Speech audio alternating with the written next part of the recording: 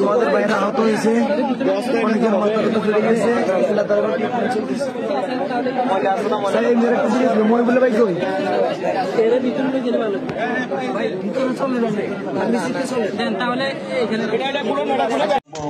আমি আর কোনো অপরাধ করতে পারছি না। আমার পাঞ্জাবি টাঞ্জাবি সব ছিল, সব ছিল একদম বলেছে।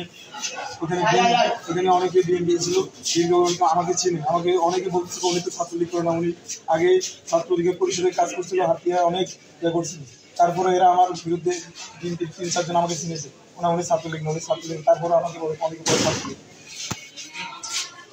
কোন জায়গার মধ্যে ছিল